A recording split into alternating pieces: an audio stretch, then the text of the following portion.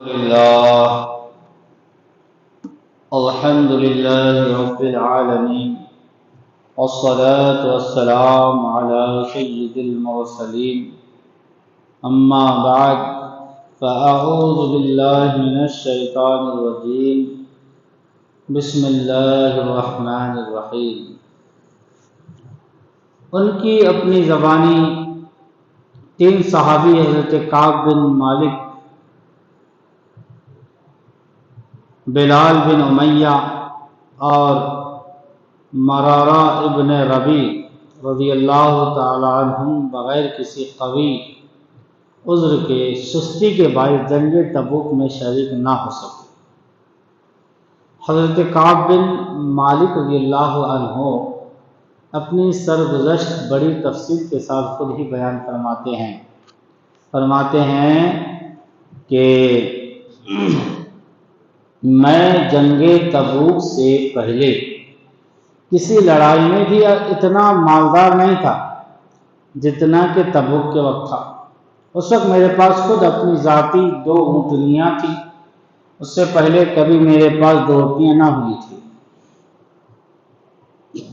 جنگ تبوک کے موقع پر چونکہ سفر دور کا تھا اور گرمی شدید تھی، اس لیے حضور صلی اللہ علیہ وسلم نے صاف اعلان فرما دیا تاکہ لوگ تیاری کر سکیں۔ چنانچہ مسلمانوں کی اتنی بڑی جماعت حضور کے ساتھ ہو گئی کہ رجسٹر میں ان کا نام بھی لکھنا دشوار تھا، اور مجمع کی کثرت کی وجہ سے کوئی شخص اگر چھپنا چاہتا تو میں نہ جاؤں اور پتہ نہ چلے تو ہو سکتا تھا اس کے ساتھ ہی پھل بالکل پک رہے تھے۔ میں بھی سامان سفر کی تیاری کا ارادہ صبح ہی سے کرتا، مگر شام ہو جاتی اور کسی قسم کی تیاری کی نوبت نہ آتی۔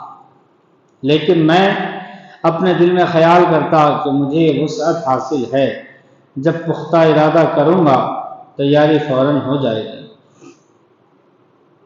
اسی طرح کئی دن گزر گئے، حتیٰ کہ حضور صلی اللہ علیہ وسلم روانہ بھی ہو گئے اور مسلمان آپ کے ساتھ ساتھ، مگر میرا سامان سفر تیار نہ ہوا۔ پھر بھی مجھے یہ خیال رہا کہ ایک دو روز میں تیار ہو کر لشکر سے جا ملوں گا۔ اسی طرح آج کل پر ٹالتا رہا، آج جاؤں گا کل جاؤں گا، کہ حضور کے تبوک کے پہنچنے کا زمانہ آ گیا۔ اس وقت میں نے کوشش بھی کی مگر سامان نہ ہو سکا۔ اب میں جب مدینہ منورہ میں ادھر ادھر دیکھتا ہوں تو پھر وہی لوگ ملتے ہیں جن کے اوپر نفاق کا بد نما داغ لگا ہوا تھا، وہ معذور تھے۔ ادھر حضور نے تبوک پہنچ کر دریا فرمایا کہ کعب نظر نہیں آتے، کیا بات ہوئی؟ ایک صاحب نے کہا یا رسول اللہ، اس کو مال و جمال کے فخر نے روکا۔ حضرت معاذ نے فرمایا کہ غلط کہا، ہم جہاں تک سمجھتے ہیں وہ بھلے آدمی ہیں، مگر حضور صلی اللہ علیہ وسلم نے بالکل سکوت فرمایا، نے خاموش رہے آپ اور کچھ ارشاد نہ فرمایا۔ حتیٰ کہ چند روز میں حضور کی واپسی کی خبر سنی تو مجھے رنج و غم ہوا اور فکر پیدا ہوئی۔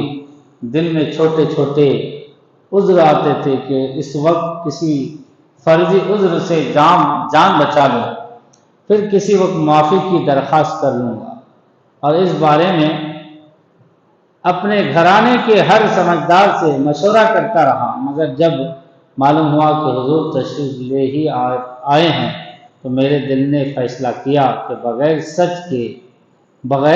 سچ کے کوئی چیز نجات نہ دے گی، اور میں نے سچ عرض کرنے کی ٹھان لی۔ حضور کی عادت شریفہ تھی کہ جب سفر سے واپس تشریف لاتے تو اول مسجد میں تشریف لے جاتے اور 2 رکعت تحیۃ المسجد پڑھتے اور وہاں تھوڑی دیر تشریف رکھتے کہ لوگوں سے ملاقات فرمائیں۔ چنانچہ حسب معمول حضور تشریف لائے اور مسجد میں تشریف لے گئے اور وہاں تشریف فرما رہے، اور منافق لوگ آ کر جھوٹے عذر کرتے رہے۔ غلط مطلب جو عذر نہیں تھا وہ جھوٹے عذر کرتے رہے اور قسمیں کھاتے رہے، یا رسول اللہ میرا یہ عذر تھا، میرا یہ عذر تھا، یہ پریشانی تھی۔ حضور صلی اللہ علیہ وسلم ان کے ظاہر حال کو قبول فرماتے ہیں، یعنی جو کہتے تھے حضور سنتے رہے، اور باطن جو دل میں چھپا ہوا تھا اس سے اعراض فرماتے رہے کہ اتنے میں میں بھی حاضر ہوا اور سلام کیا۔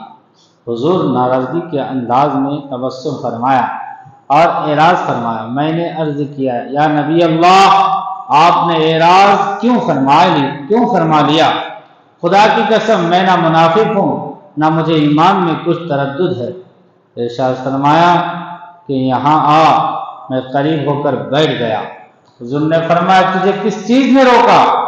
میں نے عرض کیا یا رسول اللہ اگر میں کسی دنیا دار کے پاس اس وقت ہوتا تو مجھے بات کرنے کا سلیقہ اللہ نے عنایت فرمایا، لیکن یا رسول اللہ آپ کے متعلق مجھے علم ہے کہ آپ کے سامنے جھوٹ نہیں چل سکتا۔ یا رسول اللہ بے شک آپ کو غصہ آ رہا ہے، لیکن قریب ہے کہ خدا کی ذات پاک آپ کے عتاب کو زائل کر دے گی۔ حضور میں سچ ہی عرض کرتا ہوں کہ واللہ مجھے کوئی عذر نہ تھا، یعنی مجھے کوئی پریشانی نہ تھی، اور جیسا فارغ اور وسعت والا میں اس زمانے میں تھا، اسی زمانے میں بھی اس سے پہلے نہ ہوا تھا۔ حضور نے فرمایا اس نے سچ کہا۔ پھر فرمایا کہ اچھا اٹھ جاؤ، تمہارا فیصلہ حق تعالیٰ خود فرمائے۔ میں وہاں سے اٹھا تو میری قوم کے بہت سے لوگوں نے مجھے ملامت کی، یعنی برا بھلا کہا، تو نے اس سے پہلے کبھی کوئی گناہ نہ کیا تھا، اگر تو کوئی عذر کر کے حضور سے استغفار کی درخواست کرتا تو حضور کا استغفار تیرے لیے کافی تھا۔ میں نے ان سے پوچھا کہ کوئی اور بھی ایسا شخص ہے جس کے ساتھ یہ معاملہ ہوا ہو؟ لوگوں نے بتایا کہ 2 شخصوں کے ساتھ اور بھی یہی معاملہ ہوا کہ انہوں نے بھی یہی گفتگو کی جو تو نے کی، اور یہی جواب ان کو بھی ملا ہے جو تجھ کو ملا۔ ایک ہلال بن امیہ، دوسرے مراوہ بن ربی۔ میں نے دیکھا کہ 2 صالح شخص جو دونوں بدری وہ لوگ کہلاتے ہیں جو بدر کی لڑائی میں شریک ہوئے، ان کی بزرگی اور بڑائی مسلم ہے، احادیث میں بھی ان کی بڑی فضیلت آئی ہے، اور کتنی ہی حدیثوں میں ان کی مغفرت اور اللہ تعالیٰ کے ان سے خوش ہونے کی بشارتیں آئی ہیں۔ وہ بھی میرے شریک حال ہیں۔ حضور صلی اللہ علیہ وسلم نے ہم تینوں سے بولنے کی ممانعت فرمائی، سب سے اعلان کر دے کوئی اس سے بات نہ کرے، ممانعت فرمائی کہ کوئی شخص ہم سے کلام نہ کرے۔ اب اس ارشاد کی صحابہ کرام رضی اللہ تعالیٰ عنہ اجمعین نے تعمیل اس طرح کر کے دکھائی۔ کہا فرماتے ہیں کہ حضور کی ممانعت پر، یعنی حضور کے منع کرنے پر لوگوں نے ہم سے بولنا چھوڑ دیا اور ہم سے اجتناب کیا، گویا دنیا ہی بدل گئی، حتیٰ کہ زمین باوجود اپنی وسعت کے، یعنی اتنی بڑی زمین ہونے کے باوجود ہمیں تنگ معلوم ہونے لگی، سارے لوگ اجنبی معلوم ہونے لگے، در و دیوار بیگانے ہو گئے۔ مجھے سب سے زیادہ فکر اس بات کی تھی کہ میں اس حال میں مر گیا تو حضور جنازہ کی نماز بھی نہ پڑھیں گے، اگر میں مر گیا تو حضور میری نماز جنازہ بھی نہیں پڑھیں گے، اور خدا نہ خواستہ حضور کا وصال شریف ہو گیا اور میں ہمیشہ کے لیے ایسا ہی رہوں گا، اور مجھ سے کوئی کلام کرے گا نہ میری نماز جنازہ پڑھے گا، کہ حضور کے ارشاد کے خلاف کون کر سکتا ہے؟ حضور کے ارشاد کے خلاف کون کر سکتا ہے؟ غرض ہم تینوں نے 50 دن اسی حال میں گزارے، 50 دن تک لوگ ہمارے ساتھ بات نہیں کرے، حضور بھی ناراض رہے۔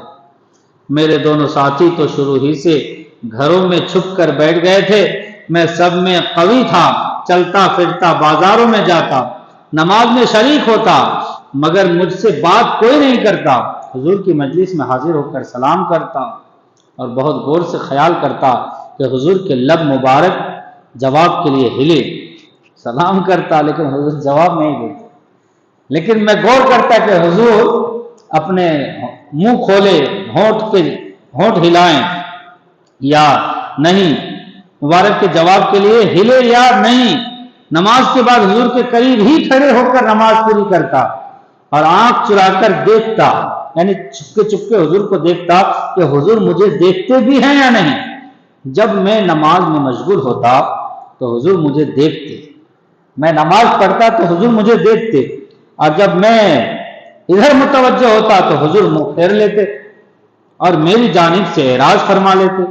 غرض یہی حال گزرتے رہے اور مسلمانوں کا بات چیت بند کر دینا مجھ پر بہت ہی بھاری ہو گیا تھا۔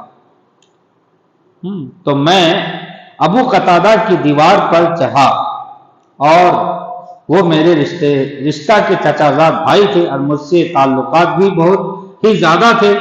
میں نے اوپر چڑھ کر سلام کیا، السلام علیکم، تو انہوں نے بھی سلام کا جواب نہ دیا۔ اللہ، میں نے ان کو قسم دے کر پوچھا کہ کیا تمہیں معلوم نہیں کہ مجھے اللہ اور اس کے رسول سے محبت ہے؟ انہوں نے اس کا جواب نہ دیا۔ میں نے دوبارہ قسم دی اور دریافت کیا، وہ پھر بھی چپ ہی رہے۔ میں نے تیسری مرتبہ پھر قسم دے کر پوچھا، انہوں نے صرف اتنا کہا، اللہ جانے اور اس کا رسول۔ یہ کلمہ سن کر میری آنکھوں سے آنسو نکل پڑے اور وہاں سے لوٹ آیا۔ اسی دوران میں ایک مرتبہ مدینہ کے بازار میں جا رہا تھا کہ ایک قطبی کو جو نصرانی تھا اور شام سے مدینہ منورہ اپنا غلہ فروخت کرنے آیا تھا، یہ کہتے ہوئے سنا کہ کوئی کعب بن مالک کا پتہ بتا دے۔ لوگوں نے اس کو میری طرف اشارہ کر کے بتایا، اس میں لکھا ہوا تھا، ہمیں معلوم ہوا ہے کہ تمہارے آقا نے تجھ پر ظلم کر رکھا ہے، تجھے اللہ ذلت کی جگہ نہ رکھے اور نہ ضائع کرے، تم ہمارے پاس آ جاؤ، ہم تمہاری مدد کریں گے۔ حضرت کعب بن مالک فرماتے ہیں کہ میں نے یہ خط پڑھ کر انا للہ و انا الیہ راجعون پڑھی کہ میری حالت یہاں تک پہنچ گئی ہے کہ کافر بھی مجھ میں طمع کرنے لگے ہیں اور مجھے اسلام تک سے ہٹانے کی تدبیریں ہونے لگی ہیں۔ یہ ایک مصیبت اور آئی، اور اس خط کو میں نے تنور میں یعنی آگ میں پھونک دیا اور حضور سے جا کر عرض کی، یا رسول اللہ، اب تو آپ کے اعراض کی وجہ سے کافر بھی مجھ میں طمع کرنے لگے۔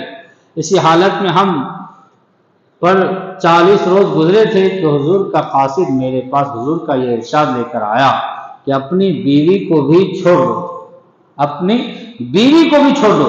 میں نے دریافت کیا کہ کیا منشا ہے، اس کو طلاق دے دوں؟ کہا نہیں، بلکہ اس سے علیحدگی اختیار کر لو۔ اور میرے دونوں ساتھیوں کے پاس بھی انہی قاصد کی معرفت یہی حکم پہنچا۔ میں نے اپنی بیوی سے کہہ دیا کہ تو اپنے میکے میں چلی جا، جب تک اللہ تعالیٰ اس امر کا فیصلہ نہ فرمائے وہیں رہنا۔ ہلال بن امیہ کی بیوی حضور کی خدمت میں حاضر ہوئی اور عرض کیا، یا رسول اللہ، ہلال بالکل برے شخص ہے، کوئی خبر گیری کرنے والا نہ ہوگا تو ہلاک ہو جائیں گے۔ یعنی ان کی بیوی کہنے لگی، وہ برا آدمی، اگر میں وہاں نہیں رہوں، ان کی خبر گیری کوئی نہ لے تو وہ تو مر جائیں گے، اگر آپ اجازت دے تو میں کچھ کام کاج ان کا کر دیا کروں۔ حضور نے فرمایا، اچھا، اس بات کی تجھے اجازت ہے، مگر قربت نہ ہو، یعنی ملاپ نہ ہو۔ انہوں نے عرض کیا، یا رسول اللہ، اس بات کی طرف ان کو میلان بھی نہیں، جس روز سے یہ واقعہ پیش آیا ہے آج تک ان کا وقت روتے ہی گزر رہا ہے۔ حضرت کعب فرماتے ہیں کہ اس حال میں 10 روز اور گزرے کہ ہم سے بات چیت مل جل چھٹے ہوئے پورے 50 دن ہو گئے۔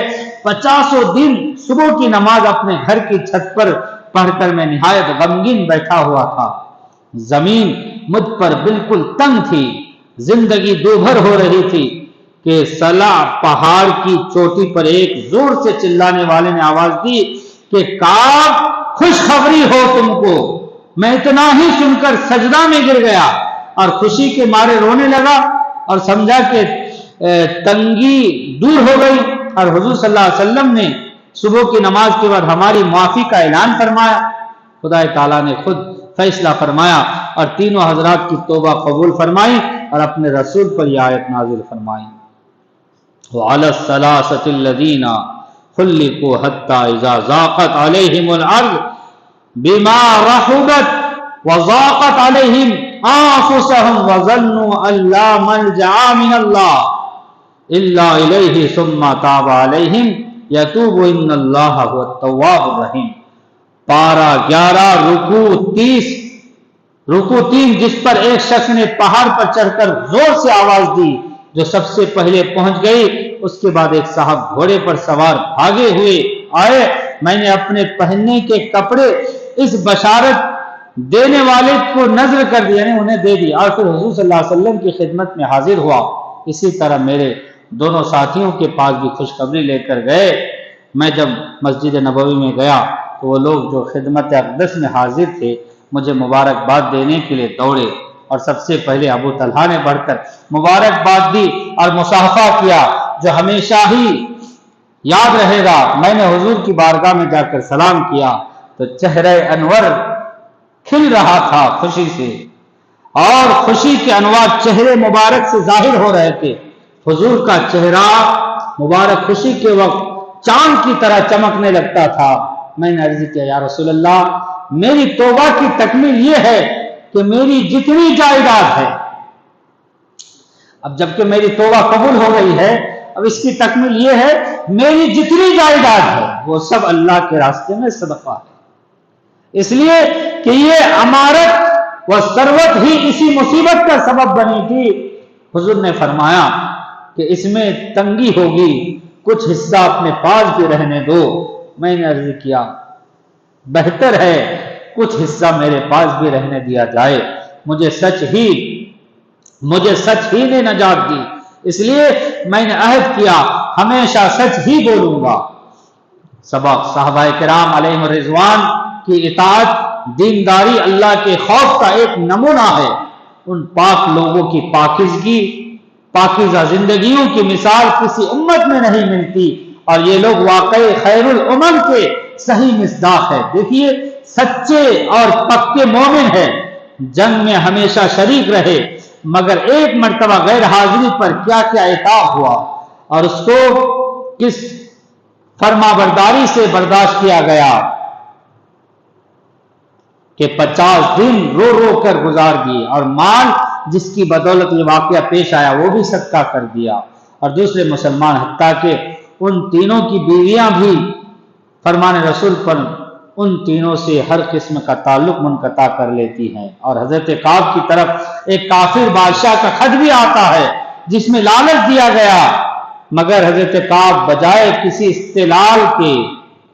इस्तेआल के नादिम होते हैं और पहले से भी ज्यादा पशेमान होकर बारगाह नबवी में हाजिर होते हैं। और खतरा भी लाहक है कि कहीं खुदा रसूल की खुफगी से दोनों जहां बर्बाद ना हो जाए। एक हम हैं, अल्लाह उसके रसूल के अहकाम भी सामने है। बड़े से बड़ा हुक्म नमाज ही का ले लीजिए, और फिर देखिए हम इसकी तकमील कहाँ करते हैं, और जो करते हैं वो भी कैसी करते हैं। उसके बाद ज़कात और हज का तो पूछना ही क्या है कि उसमें माल भी खर्च होता है। इस दर्दनाक कहानी से ये भी मालूम हुआ कि सहाबा रज़ियल्लाहु ताला अन्हुम दीन और मजहब के सच्चे और पक्के फिदाई और शहीदाई थे, और वो किसी कीमत पर भी दीन के छोड़ना नहीं चाहते थे। और जो लोग माज़अल्लाह हुजूर के सहाबा के दीन पर एतराज करते हैं वो बड़े नाआकिबत अंदेश हैं। अल्लाह तबारक व तआला हमें सहाबाए किराम के नक्शे कदम पर चलने